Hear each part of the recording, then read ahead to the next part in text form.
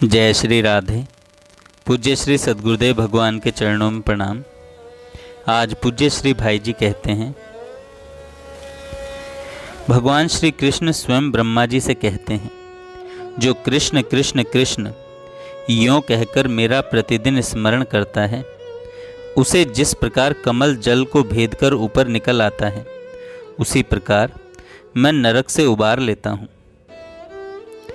जो विनोद से, पाखंड से, मूर्खता से, लोभ से अथवा छल से भी मेरा भजन करता है, वह मेरा भक्त कभी कष्ट में नहीं पड़ता। मृत्यु काल उपस्थित होने पर जो कृष्ण नाम की रट लगाते हैं, वे यदि पापी हों तो भी कभी यमराज का दर्शन नहीं करते।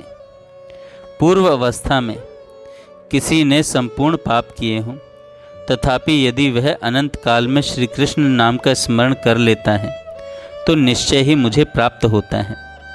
मृत्यु काल उपस्थित होने पर यदि कोई परमात्मा श्री कृष्ण को नमस्कार है, इस प्रकार विवश होकर भी कहे, तो वह अविनाशी पद को प्राप्त होता है। जो श्री कृष्ण का उच्चारण करके प्राण त्याग करता है, उसे प्रेतराज यम दूर से ही खड़े होकर भगवत धाम में जाते देखते हैं। यदि कृष्ण कृष्ण रटता हुआ कोई शमशान में अथवा रास्ते में भी मर जाता है, तो वह भी मुझे ही प्राप्त होता है, इसमें संशय नहीं। जो मेरे भक्तों का दर्शन करके कहीं मृत्यु को प्राप्त होता है, वह मनुष्य मेरा स्मरण किए बिना भी मोक्ष प्राप्त कर लेता है। बेटा, पाप रूपी प्रज्वलित अग्नि से भय न करो। श्री कृष्ण के नाम रूपी मेघों के जल की बूंदों से उसे सींचकर बुझा दिया जा सकता है। तीखी दाढ़ों वाले कलिकाल रूपी सर्प का क्या भय है। श्री कृष्ण के नाम रूपी ईंधन से उत्पन्न आग के द्वारा वह जलकर नष्ट हो जाता है। पाप रूपी अग्नि से दग्ध होकर जो सत्कर्म की चेष्टा से शून्य हो गए हैं, ऐसे मनुष्यों के लिए श्री कृष्ण के नाम स्मरण के सिवा दूसरा कोई औषध नहीं है। संसार समुद्र में डूबकर जो महान पापों की लहरों में गिर गए हैं, ऐसे मनुष्यों के लिए श्री कृष्ण स्मरण के सिवा दूसरी कोई गति नहीं है। जो पापी है किंतु जो मरना नहीं चाहते, ऐसे मनुष्यों के लिए मृत्यु काल में श्री कृष्ण चिंतन के सिवा परलोक यात्रा के उपयुक्त दूसरा कोई उपाय, पाथेय और या राह खर्च नहीं है।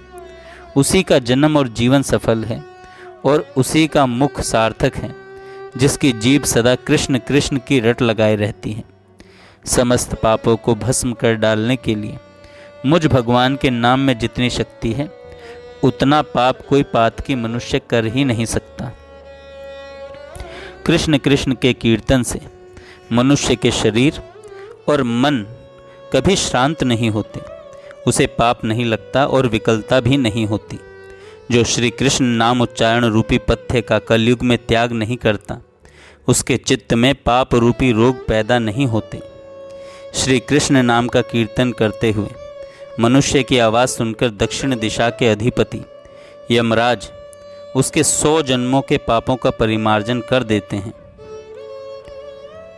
सैकड़ों चंद्रायण और सहस्त्रों पाक व्रत से जो पाप नष्ट नहीं होता, वह कृष्ण कृष्ण ध्वनि से चला जाता है। कोटि कोटि चंद्र ग्रहण और सूर्य ग्रहण में स्नान करने से जो फल बतलाया गया है, उसे मनुष्य कृष्ण कृष्ण के कीर्तन मात्र से पा लेता है। जो जिह्वा कलिकाल में श्री कृष्ण के गुणों का कीर्तन नहीं करती, वह दुष्टा मुंह में न रहे, रसातल को चली जाए।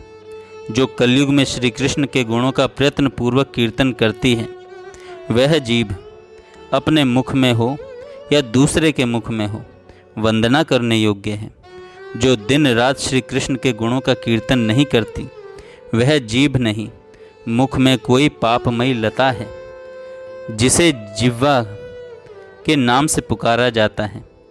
जो श्री कृष्ण कृष्ण कृष्ण श्री कृष्ण इस प्रकार श्री कृष्ण नाम का कीर्तन नहीं करती, वह रोग रूपिणी जीभ उसके 100 टुकड़े होकर गिर जाएं।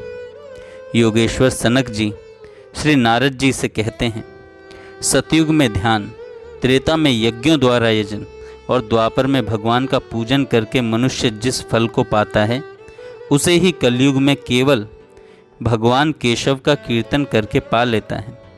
जो मानव निष्काम अथवा सकाम भाव से नमो नारायण का कीर्तन करते हैं उनको कलयुग बाधा नहीं देता। जो लोग प्रतिदिन हरे केशव गोविंद जगन्मय वासुदेव इस प्रकार कीर्तन करते हैं उन्हें कलयुग बाधा नहीं पहुंचाता। अथवा जो शिव शंकर रुद्र ईश नीलकंठ त्रिलोचन इत्यादि महादेव जी के नामों का उच्चारण करते हैं उन्हें भी कलयुग बाधा नहीं देता। नारद जी महादेव विरूपाक्ष गंगाधर मृड और अव्यय इस प्रकार जो शिव नामों का कीर्तन करते हैं वे कृतार्थ हो जाते हैं। अथवा जो जनार्दन जगन्नाथ पीताम्बरधर अच्युत इत्यादि विष्णु नामों का उच्चारण करते हैं उन्हें इस संसार में कलयुग से भय नहीं है। भगवान नाम में अनुरक्त चित्त वाले पुरुषों का अहोभाग्य है, अहोभाग्य है। वे देवताओं के लिए भी पूज्य हैं। इसके अतिरिक्त अन्य अधिक बातें कहने से क्या लाभ। अतः मैं संपूर्ण लोगों के हित की बात कहता हूँ कि भगवान नाम परायण मनुष्यों को कलयुग कभी बाधा नहीं दे सकता।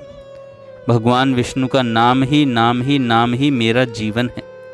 कलयुग में दूसरी कोई गति नहीं है, नहीं है, नहीं है।